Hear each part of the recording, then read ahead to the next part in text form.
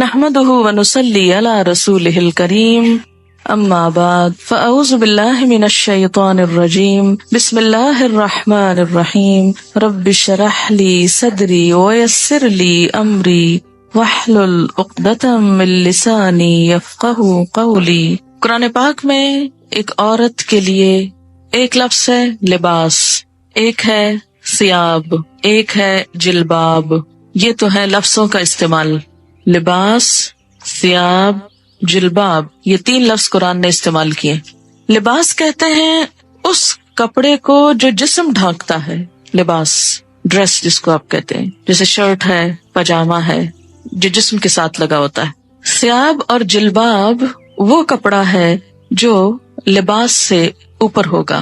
پھر لباس کے مختلف حصے بھی استعمال ہوئے، مثلاً خمار، پھر سرابیل ایک اور جگہ پر استعمال ہوتا ہے، سرابیل من قطران جہنمیوں کے لباس کے لیے استعمال ہوا ہے شلوار کے معنی میں۔ اسی طرح قمیص، تو ایک ہے قمیص جو اوپر کا لباس ہے، پاجامہ یا شلوار جو ہے وہ اس کو مکمل کرتا ہے۔ عورتوں کے لیے ایک زائد ڈریس ہے مردوں سے، اور وہ ہے خمار جس کا سورۃ النور میں ذکر ہوا ہے، دوپٹہ، یہ سب کچھ لباس میں شامل ہو جاتا ہے۔ اس کے بعد ثیاب اور جلباب باہر جانے کے لیے استعمال ہوتا ہے۔ یہاں بوڑھی عورتوں کو کیا کہا کہ باہر جاتے ہوئے پھر وہ بڑی چادر جس کو ثیاب ان کا بولا گیا وہ اتار دیں، کیونکہ اگر ثیاب سے مراد لباس ہوتا تو پھر آپ خود سوچ سکتے ہیں کہ اس کا معنی کیا بنتا ہے۔ سورۃ الاحزاب میں آتا ہے یا ایھا النبی قل لازواجک وبناتک ونساء المؤمنین یدنین علیہن من جلابیبہن۔ تو اس سے کیا پتہ چلتا ہے کہ گھر کے اندر تو لباس ہوگا، گھر کے باہر جلباب ہوگا، ثیاب ہوگا۔ کچھ زینت ایسی ہے کہ جو گھر کے اندر چھپانی ہوگی، اس کو ستر بولتے ہیں، جو ایک عورت عورت کے سامنے یا ایک مرد مرد کے سامنے چھپاتا ہے، یا ایک عورت اپنے محرم رشتہ داروں کے سامنے چھپاتی ہے یا کچھ نامحرم رشتہ داروں کے سامنے، اور ایک حجاب ہے جو غیر محرم لوگوں کے سامنے استعمال کیا جاتا ہے۔ یہ ہے خلاصہ اس حکم کا جو ایک عورت کو اپنے جسم کی حفاظت کے لیے قرآن پاک میں دیا گیا ہے۔ پہلی چیز کیا ہے یہ سمجھ لیجئے کہ لباس کس کا نام ہے، ثیاب کس کا نام ہے، حجاب کس کو کہتے ہیں، کیونکہ حجاب کا لفظ بھی آتا ہے، یعنی لفظ حجاب بھی استعمال ہوا ہے۔ حجاب کہتے ہیں پردے، آڑ، اوٹ کو۔ سورۃ الاحزاب میں آتا ہے ازواج مطہرات کو حکم دیا گیا وَإِذَا سَأَلْتُمُوهُنَّ مَتَاعًا فَاسْأَلُوهُنَّ مِنْ وَرَاءِ حِجَاب، جب تم ان سے کوئی چیز مانگو تو حجاب کے پیچھے سے مانگو۔ تو حجاب ضروری نہیں کہ جسم پر ہو، حجاب کا لفظ جسم کے لیے بھی استعمال ہو سکتا ہے، جسم کے اوپر کپڑے کے لیے، یا آڑ یا اوٹ کی بات ہے، مثلا دروازے کے اوپر جو پردہ لٹکا ہوا ہے، یا کسی بھی ایسی جگہ پر کہ جو عورتوں کے بیٹھنے کی جگہ ہے جس کے پیچھے وہ چھپ کر بیٹھی ہوئی۔ حجابہ کا مطلب ہوتا ہے چھپنا۔ یا بنی آدم، اے آدم کی اولاد۔ بنی ویسے تو ابن سے ہے اور اس کی جمع بنین ہے، اور مضاف ہونے کی وجہ سے نون اڑ گیا ہے تو بنی آدمہ رہ گیا بنین آدمہ کی بجائے، لیکن مراد اس سے مرد اور عورتیں سبھی ہیں۔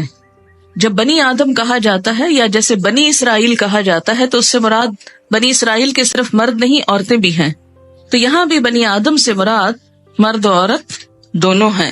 اے آدم کے بچوں، اے آدم کی اولاد، اے انسانوں، قد انزلنا علیکم لباسا، یقیناً ہم نے تم پر لباس اتارا ہے۔ انزلنا ہم نے نازل کیا، علیکم تم پر، لباسن لباس، یعنی انسان کے اندر لباس پہننے کا جذبہ یا خیال ہم نے اس کے دل میں ڈالا۔ اسی لیے حضرت آدم علیہ السلام اور حضرت حوا کا جب شاہی لباس اترا، جنت کا لباس، تو کیا ہوا؟ فوراً ہی پتوں سے اپنے آپ کو ڈھانپنے لگے۔ تو یہ کیا تھا؟ وہی الہام یا وہی جبلت جس پر انسان پیدا ہوا ہے۔ قد انزلنا علیکم لباسا، ہم نے تم پر لباس اتارا ہے، یواری سوآتکم، جس کا مقصد کیا ہے؟ یواری، جو چھپاتا ہے، سوآتکم، تمہارے جسم کے قابل شرم حصوں کو، تمہاری شرم گاہوں کو۔ سوآت سوآتن سے ہے، لاش کے لیے بھی لفظ پیچھے استعمال ہوا ہے۔ سو اس کا مادہ ہے روٹ، جس کا مطلب ہی برا ہے، برائی۔ وریشا، اور زینت۔ ریش عربی میں پرندے کے پر کو کہتے ہیں، ریشتن فیدر کے لیے استعمال ہوتا ہے۔ پرندے عموماً اپنے پروں کی وجہ سے ہی پہچانے جاتے ہیں، اور یہ پر ان کے لیے پہچان کے علاوہ خوبصورتی کا ذریعہ بھی ہیں۔ اسی لیے ریشہ کا ترجمہ زینت کیا گیا ہے۔ زینت کے علاوہ پر حفاظت کا ذریعہ بھی ہیں، گرمی سردی سے بچاؤ کا ذریعہ بھی۔ تو یہاں پر لباس کے دو مقاصد بتائے گئے، نمبر 1 کہ وہ جسم کو ڈھانپے، اور نمبر 2 انسان کو حسن بھی بخشے، انسان کے لیے زینت حاصل کرنے کا ذریعہ بھی ہو، خوبصورتی کا سامان بھی ہو۔ عموماً ہمارے ہاں یہ تصور پایا جاتا ہے کہ اگر کوئی شخص نیک ہے، پارسا ہے، تو اسے کھدر کا لباس پہننا چاہیے، یا بے ڈھنگا لباس ہونا چاہیے، یا اس کے ساتھ خوبصورتی کا کوئی تعلق نہیں۔ قرآن کی یہ آیت اس تصور کی تردید کرتی ہے۔ اگرچہ یہ ضرور ہے کہ لباس سادہ ہو، کمفرٹیبل ہو، انسان اسے پہن کر کام کر سکے، لیکن یہ نہیں کہا گیا کہ وہ دیکھنے والے کی شخصیت کو بدنما کر دے۔ جہاں تک یواری سوآتکم کا تعلق ہے تو لباس کی 2 چیزیں بتائی گئیں کہ وہ شفاف نہ ہو، وصاف نہ ہو۔ شفاف کا مطلب کیا ہے؟ ٹرانسپیرنٹ نہ ہو، یواری چھپائے۔ اگر کوئی لباس جسم کو چھپاتا نہیں، یواری کی صفت پوری نہیں کرتا، تو وہ بھی اسلامی لباس نہیں۔ اور دوسرا وصاف نہ ہو۔ وصاف کا کیا مطلب؟ اتنا ٹائٹ نہ ہو کہ جس سے جسم کے اعضاء الگ الگ نظر آنے لگے۔ نہ مردوں کے لیے یہ پسندیدہ ہے اور نہ ہی عورتوں کے لیے۔ اب آپ دیکھیں کہ یہ جو شرط لگائی گئی، یواری، جو چھپائے، اب ذرا سب اپنے اپنے لباس کو دیکھیں، کہیں آپ کا جسم جھلک تو نہیں رہا؟ دیکھیں نا، خود کو نہیں دیکھ سکتے، خود کو نہیں دیکھ سکتے، شرم، اپنے آپ سے شرم، تو دوسروں سے شرم نہیں آتی، اور اس سے بڑھ کر اللہ سے نہیں آتی۔ ہم مسلمان ہیں، ہم اس وقت سب سے زیادہ مقدس محفل میں بیٹھے ہوئے ہیں، اگر اس محفل میں بیٹھ کر اللہ کا حکم پورا نہیں کر سکتے، کہاں کریں گے؟ فطرت میں ہے نا، اس لیے ابھی دین سے نہیں پوچھیں، فطرت سے پوچھیں۔ تو میں نے آپ سے کہا تھا کہ ہم سب اس آیت کی روح سے خود کو پرکھتے۔ آپ نے کہا خود کو نہیں دیکھ سکتے، اب اس طرح کریں کہ ہر ایک اپنے سے دائیں طرف بیٹھے ہوئے شخص سے کہے کہ وہ اس کو دیکھے۔ ہر شخص پہلے اپنے دائیں طرف والے سے پوچھے، یعنی پیئرز میں ہو جائیں نا، 2 ہو جائیں، پھر اس کے بعد ہر 2 شخص ہو جائیں، اور پھر دونوں ایک دوسرے کا لباس دیکھیں ذرا، اور کیا دیکھ کر بتائیں گے کہ کیا آپ کا جسم اس سے جھلک رہا ہے یا نہیں۔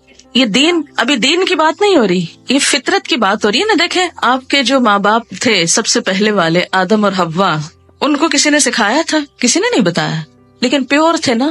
تو باوجود اس کے کہ شیطان کے حملے کا شکار ہو چکے تھے، لیکن جو ہی شیطان نے ایک حملہ کیا، دوسرا نہ کرنے دیا، اپنے آپ کو ڈھانپ لیا فوراً، دیر ہی نہیں لگائی، مشورہ بھی نہیں کیا کہ ڈھانکے گئے ایسے ہی پھرتے رہے، کون ہے تیسرا یہاں؟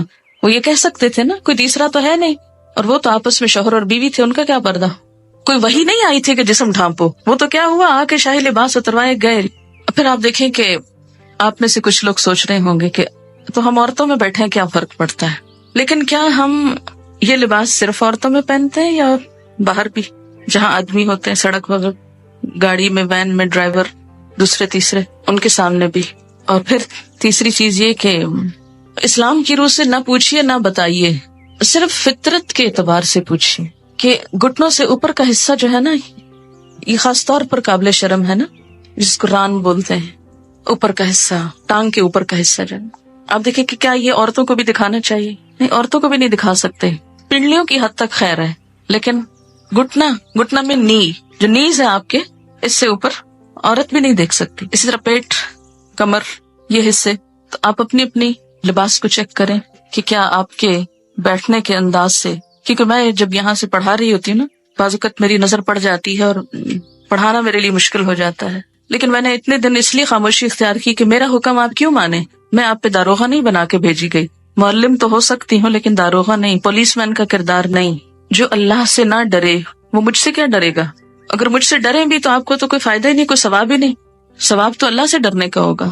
کتنا کپڑا لگ جائے گا، یا کیا ایسا مٹیریل اویلیبل نہیں؟ اگر نہیں تو اویلیبل کر لینا چاہیے، یا اس کے اوپر کچھ اور پہن لینا چاہیے جس سے وہ ڈھک جائے، کیونکہ بخاری اور مسلم کی حدیث ہے، صنفان من اہل النار لم ارہما، آگ میں جانے والوں کے دو گروہ جنہیں میں نے نہیں دیکھا.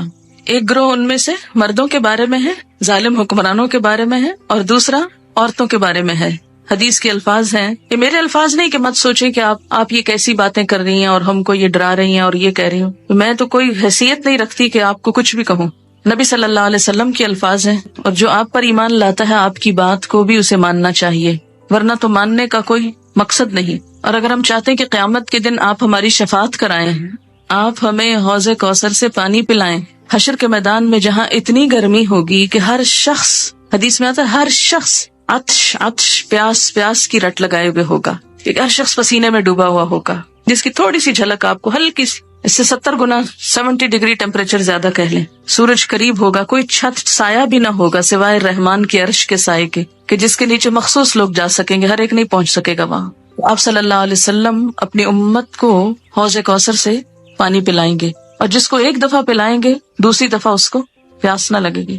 ہم اپنے اس لباس میں آپ کے سامنے جا سکتے ہیں؟ مثلاً سوچئے کہ جیسے تصور میں لائیے کہ نیچے آپ صلی اللہ علیہ وسلم تشریف رکھتے ہیں اور آپ لفٹ سے اترے ہیں، سیڑھیوں سے اترے، اور آگے آپ کی ملاقات ہو جاتی ہے ان سے، فیس کر سکتے ہیں ان کو؟ تو وہاں ان سے حوض کوثر سے پانی لے کے کیسے پیئیں گے اگر ایسے عمل ہوئے؟ آپ نے فرمایا نساء کاسیات عاریات، نساء عورتیں، کاسیات لباس پہنے ہوئے، کاسیہ کسوہ سے ہے، کاسیات عاریات، عاریہ عورت سے، عاریہ ننگی عریانی سے، ایسی عورتیں جو لباس پہن کر بھی ننگی ہوں گی، obviously یعنی جسم اس میں سے جھلک رہا ہوگا. نساء کاسیات عاریات رؤوسہن کاسمنۃ البخت، ان کے سر اونٹ کی کوہان کی طرح اونچے اٹھے ہوئے ہوں گے.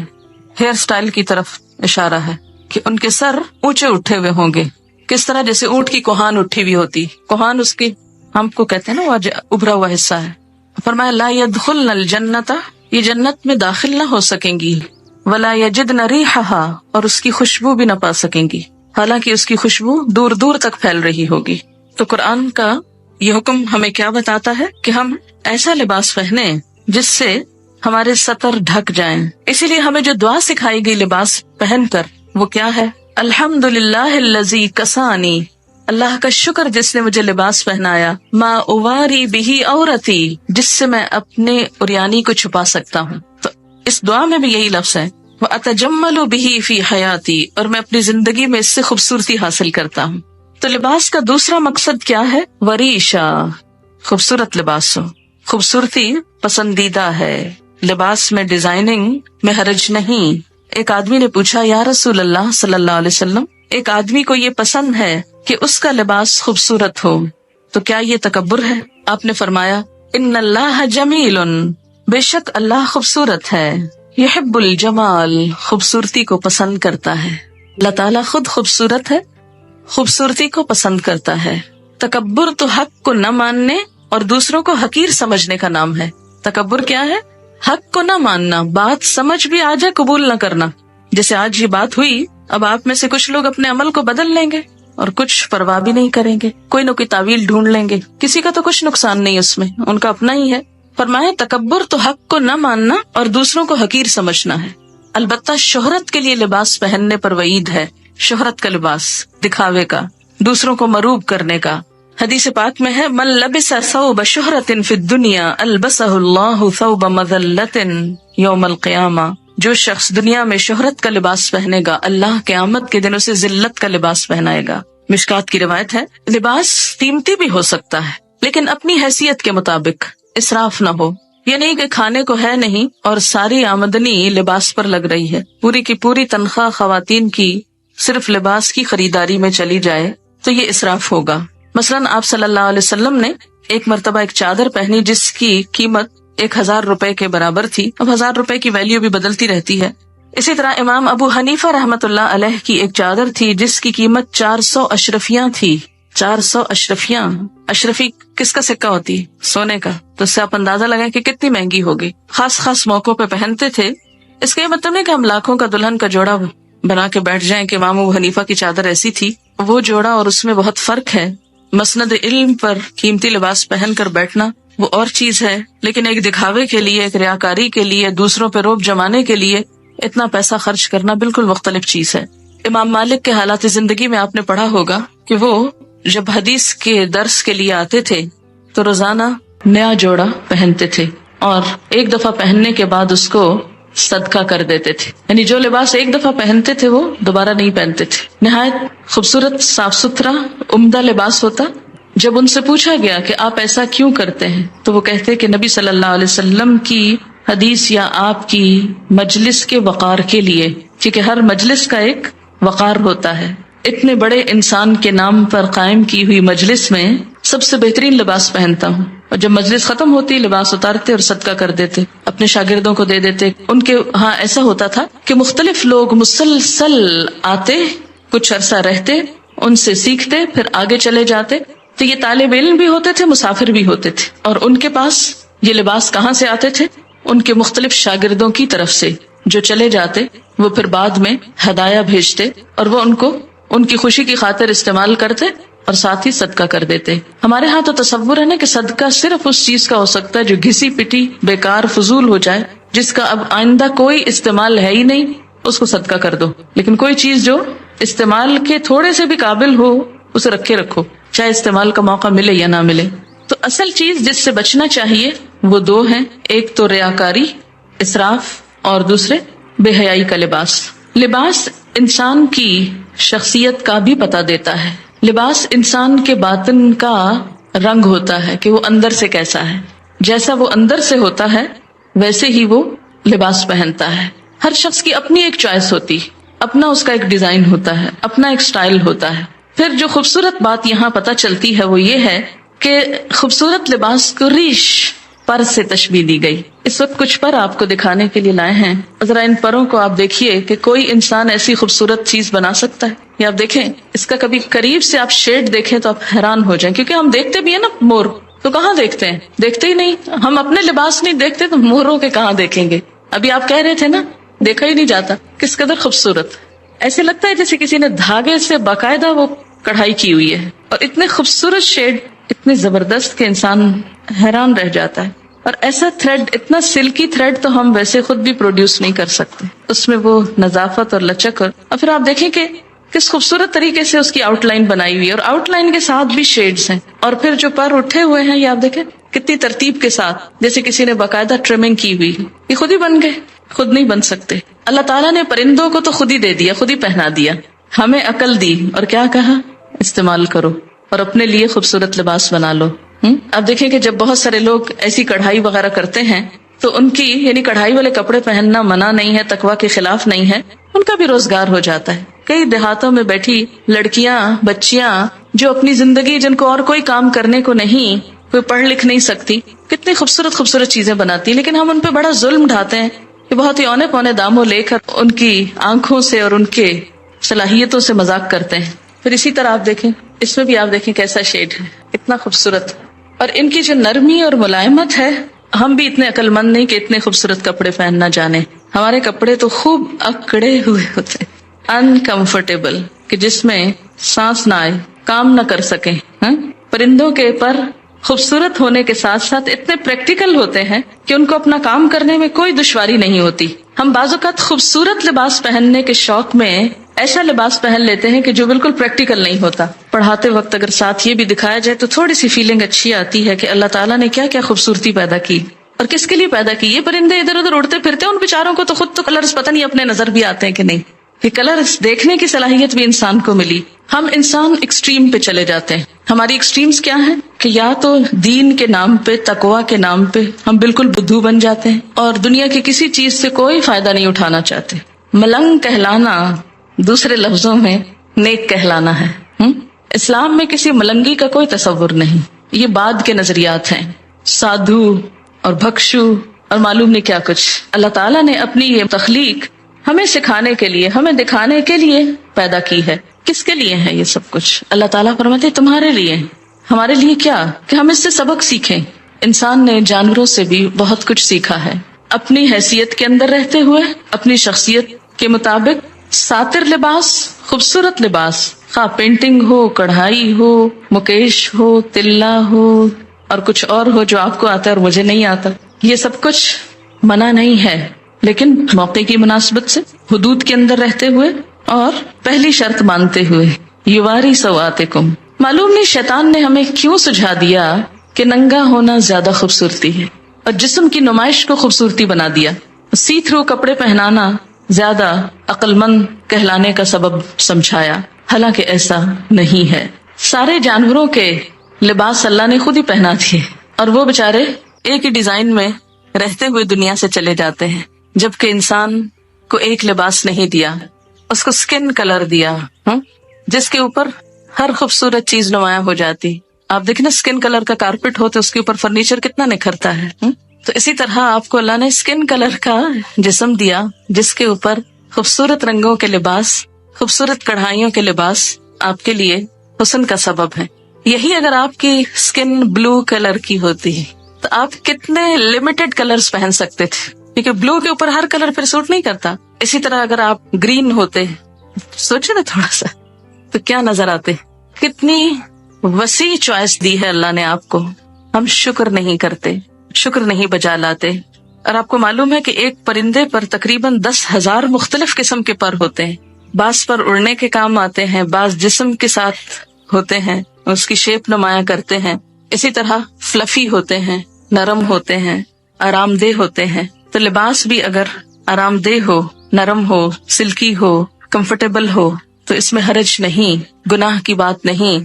ہاں، مردوں کے لیے سلک حرام قرار دی گئی، اگر ان کے لیے حلال ہوتی تو شاید عورتوں کے حصے میں بہت تھوڑی آتی. حدیث ہے آپ صلی اللہ علیہ وسلم جب کوئی نیا کپڑا پہنتے تو اس کا نام لے کر فرماتے کہ اللہ نے مجھے یہ عنایت فرمایا، اور پھر دعا پڑھتے اللہم لک الحمد انت کسوتنیہ اسألک خیر ما صنع لہ واعوذ بک من شرہ وشر ما صنع لہ. اے اللہ، تیرے لیے ہی سب تعریف ہے، جیسا کہ تو نے مجھے یہ کپڑا پہنایا، میں تجھ سے اس کی بھلائی اور اس چیز کی بھلائی کا سوال کرتا ہوں جس کے لیے یہ بنایا گیا، اور میں تیری پناہ چاہتا ہوں اس کی برائی سے اور اس چیز کی برائی سے جس کے لیے یہ بنایا گیا. ایک اور دعا ہے اللہم انی اسألک من خیرہ وخیر ما هو لہ واعوذ بک من شرہ وشر ما هو لہ. ترجمہ ہے اے اللہ، میں آپ سے اس کپڑے کی بھلائی کا اور یہ جس مقصد کے لیے ہے اس کی بھلائی کا سوال کرتا ہوں. جس مقصد کے لیے یہ کپڑا پہنا ہے اس کی بھی بھلائی کا سوال. کتنا خوبصورت ذہن موڑتا ہے نا اسلام اچھی طرف. کپڑا پہنو، کسی خاص اوکیزن کا کپڑا پہن رہے ہو، اور ہو سکتا ہے آپ کپڑے تو خوب پہن جائیں اور وہ سارا اوکیزن برباد ہو جائے، تو اس اوکیزن کے لیے بھی دعا مانگی جا رہی ہے. ساتھ ہی اگر آپ یہاں آنے سے پہلے یہ دعا پڑھیں تو اس سارے کام کی بھلائی کی دعا ہو جائے گی، اور اس کی برائی سے یعنی اس لباس کی برائی سے اور یہ جس مقصد کے لیے ہے اس کی برائی سے تیری پناہ چاہتا ہوں، تو آپ محفوظ بھی رہیں گے. حضرت عمر فرماتے ہیں نبی صلی اللہ علیہ وسلم نے فرمایا نئے کپڑے پہنتے ہوئے یہ دعائیں پڑھیں الحمدللہ الذی کسانی ما اواری بہ عورتی واتجمل بہ فی حیاتی. سب تعریف اللہ کے لیے ہے جس نے مجھے یہ کپڑا پہنایا جس سے میں اپنے شرم کی چیز چھپاتا ہوں اور اپنی زندگی میں اس کے ذریعے خوبصورتی حاصل کرتا ہوں، اور پھر پرانے کپڑے کو صدقہ کر دے تو زندگی میں اور مرنے کے بعد خدا کی حفاظت اور خدا کے چھپانے میں رہے گا، یعنی اس کا عیب ڈھک جائے گا. جب ننگا ہوتا ہے نا تو فرشتے ساتھ چھوڑ دیتے ہیں جو حفاظت کرتے ہیں. جو ہی فرشتے ساتھ چھوڑتے شیطان حملہ آور ہوتا ہے. اگر آپ بسم اللہ پڑھ کر اپنے لباس اتار کر چینج کرتے وقت یا نہاتے وقت تو انشاءاللہ تعالیٰ بہت سی چیزوں کے شر سے محفوظ رہیں گے. اس کے بعد فرمایا وَلِبَاسُ التَّقْوَىٰ، اور تقویٰ کا لباس. ایک لباس انسان کے ظاہر کا ہے اور ایک لباس انسان کے باطن کا ہے. تقویٰ کہاں ہے؟ دل میں. التقویٰ ہاں ہونا، تقویٰ یہاں ہے، اندر ہے، دل میں ہے. تو دل کا لباس جس طرح ظاہر کو خوبصورت بنانا ضروری ہے اور اس کو چھپانا ضروری ہے، اسی طرح باطن کو بھی، اندر کو بھی خوبصورت بنانا ضروری ہے. ظاہر تو لوگ دیکھتے ہیں، باطن اللہ دیکھتا ہے. ہم لباس میں کتنا زیادہ اس بات کا خیال کرتے ہیں کہ لوگ کیا کہیں گے. لوگ کہیں گے لو ہر وقت ایک ہی لباس پہنا ہوتا ہے، روز وہی، ہر پارٹی میں وہی. اور صرف لوگوں کی نظروں میں جچنے کے لیے ہم کتنی بڑی بڑی رقمیں خرچ کر دیتے ہیں، کتنے بازاروں کے ٹیلرز کے پاس چکر لگاتے ہیں، کتنا پیسہ لگاتے ہیں.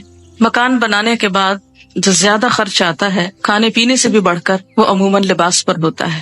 لیکن اندر کے لباس کو خوبصورت بنانے کے لیے جسے صرف اللہ دیکھتا ہے اس کے لیے ہم کیا کرتے ہیں؟ لباس التقویٰ، تقویٰ کا لباس باہر بھی ہوگا. ظاہر ہے کہ وہ جب اللہ کی مرضی کے مطابق ہوگا تو تقویٰ کا ہوگا، اور اگر شیطان کی مرضی کے مطابق ہے، یاد رکھیے شیطان نے لباس اتروائے تھے. تو اگر ہم اللہ کی مرضی کا نہیں پہنیں گے تو مطلب کیا ہے کہ شیطان کی مرضی کا ہے، تو وہ تقویٰ کا لباس نہیں ہو سکتا. جو ایک شیطانی لک دیتا ہو یا شیطان کو خوش کرتا ہو. اور اسی طرح اندر کا لباس، دل کا لباس اللہ کا خوف. تقویٰ کیا ہے؟ اللہ کا خوف، حق کو مان لینا، اپنے لیے اور دوسروں کے لیے ایک ہی معیار، خود کو بندہ سمجھنا، تواضع اختیار کرنا، یہ سب کچھ اندر کے لباس میں ہے. اپنے دل کو، اپنے اندر کو حسد، بغض، نفرت، عداوت سے پاک کرنا. وہ چیزیں جو ہم ظاہر نہیں کر سکتے اندر بھی جمع نہ کر کے رکھیں. آپ کسی سے نفرت کرتے ہیں، ظاہر نہیں کر سکتے تو کوشش کریں اندر سے بھی نکل جائے، اس پہ توجہ نہ دیں. پھر فرمایا ذالک خیر، یہ اچھا ہے، یہ زیادہ اچھا لباس ہے. ظاہری لباس پہ تو بہت وقت لگاتے ہو، توجہ دیتے ہو، اندر کے لباس کو بھی توجہ دو، اور یہ زیادہ اچھا ہے. جسے تقویٰ کا لباس مل گیا اسے سب کچھ مل گیا. لعلہم یذکرون، شاید کہ وہ نصیحت پکڑیں، شاید کے بات سمجھ جائیں. اللہ تعالیٰ یہ کیوں کہہ رہے شاید کے؟ یہ کیوں نہیں کہتے وہ ضرور مان جائیں گے، ضرور نصیحت قبول کریں گے؟ اللہ تعالیٰ سچ فرما رہے ہیں نا. شاید کے کیوں کہہ رہے ہیں؟ شاید کے اس لیے کہ ہم ہیں ہی ایسے کہ جن سے شاید ہی کی توقع ہے، شاید یہ کر لیں، ضروری نہیں کہ کریں. اور اللہ کو تو کوئی پرواہ نہیں، نہ بھی کریں، ہاں جانا اسی کے پاس ہے. لعلہم یذکرون. سورۃ النور، نور کا مطلب ہے روشنی، اور اگر سورۃ نور پڑھی ہی نہ جائے تو روشنی کہاں سے آئے گی؟ اس میں خاص طور پر خواتین کے لیے روشنی ہے، بہت سی ہدایات ہیں. سب سے پہلی آیت ہے سورۃن، ایک سورت ہے، انزلناہا جسے ہم نے نازل کیا ہے، وفرضناہا اور اس کو ہم نے فرض کیا ہے، یعنی لازم قرار دیا ہے. اس کے احکامات جو ہیں ان سے فرار نہیں. ہاں، وَأَنزَلْنَا فِيهَا آيَاتٍ بَيِّنَاتٍ، اور اس میں ہم نے بڑی واضح آیات اتاری ہیں کہ کوئی کل یہ نہ کہے، بہانہ نہ کرے ہمیں تو سمجھ نہیں آئی تھی کہ اللہ تعالیٰ چاہتے کیا تھے. نہیں، بڑی واضح باتیں ہیں. کس لیے ہے؟ لَعَلَّكُمْ تَذَكَّرُونَ، تاکہ تم سبق لو، تاکہ تم نصیحت پکڑو. یہ لفظی ترجمہ نصیحت پکڑو تاکہ تمہیں یاد دہانی ہو جائے. ذکر بمعنی یاد دہانی. قُلْ لِلْمُؤْمِنِينَ، کہہ دیجئے مومن مردوں کو، یغضوا، جھکا کر رکھیں، من ابصارہم، اپنی نگاہوں میں سے، ویحفظوا، اور حفاظت کریں، فروجہم، اپنی شرمگاہوں کی. ذالکا، یہ بات، ازکا لہم، زیادہ پاکیزہ ہے ان کے لیے. ان اللہ، بے شک اللہ تعالی، خبیرن، باخبر ہے، خبر رکھنے والا ہے، بما یصنعون، ساتھ اس کے جو کچھ وہ کر رہے ہیں. اس آیت میں مومن مردوں سے خطاب ہے اور اگلی آیت میں مومن عورتوں سے. آپ جانتے ہیں کہ قرآن پاک کے بہت سے احکام یا ایھا الذین آمنوا کہہ کر مردوں اور عورتوں کے لیے برابر طور پر کہہ دیے جاتے ہیں، لیکن وہ احکامات جن میں خصوصی تاکید کی ضرورت ہوتی ہے اور مردوں اور عورتوں کے حکم میں بھی کچھ فرق ہوتا ہے، ان کو الگ الگ بیان کیا جاتا ہے. جس کی ایک مثال تو یہاں سورۃ النور میں ہے، ایک اور مثال سورۃ الحجرات میں ہے. سورۃ الاحزاب میں بھی خواتین کا نام لے کر مردوں اور عورتوں دونوں کو الگ الگ طور پر کچھ باتیں بتائی گئی. ان میں سے زیادہ تر احکامات معاشرتی زندگی سے متعلق ہیں.